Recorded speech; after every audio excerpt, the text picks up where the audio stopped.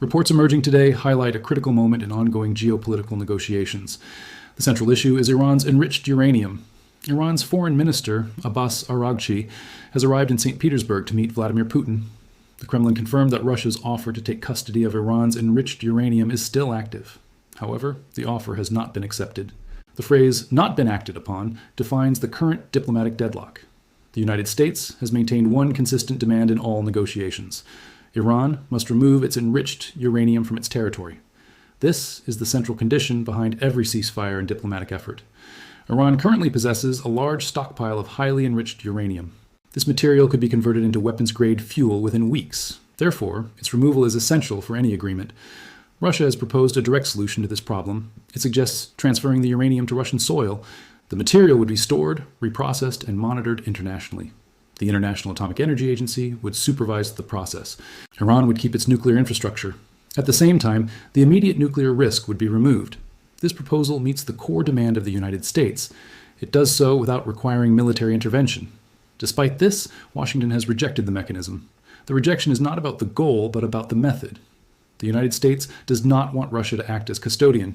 This distinction is crucial to understanding the situation. The objective is accepted, but the pathway is rejected. As a result, no practical alternative currently exists. Iran has responded by strengthening coordination with Russia. Araghchi's visit to St. Petersburg reflects this strategy. This approach is not new. Under the 2015 nuclear deal, Iran transferred most of its uranium to Russia. That system worked effectively under international supervision. It continued until Donald Trump withdrew from the agreement in 2018. Russia has the technical capacity to repeat this process. It has the infrastructure and experience required. Russian nuclear officials have confirmed readiness to proceed. Therefore, the issue is not feasibility. The issue is political acceptance. The United States has broader strategic concerns. It fears that Russia would gain influence in the global nuclear fuel market. This could increase Moscow's geopolitical leverage. Washington has been trying to reduce dependence on Russian energy services. While this concern is valid, it creates a dilemma. By rejecting Russia's role, the United States limits its own options. Alternative solutions are not viable. Iran will not send uranium to the United States or its allies. Destruction inside Iran requires cooperation that has not been offered. This leaves the rejected Russian proposal as the only workable option. The result is a prolonged stalemate. The conflict continues without resolution. Iran is aware of this strategic situation.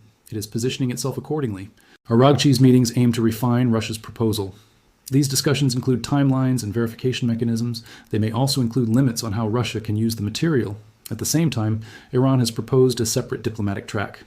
It suggests addressing economic tensions independently. This includes resolving issues affecting global oil flows. The nuclear issue could be handled later. This creates two possible pathways forward. One is immediate economic de-escalation. The other is a structured nuclear agreement.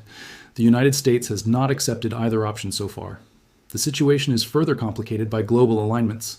Russia and China are coordinating closely on Iran's nuclear issue. China continues to support Iran economically.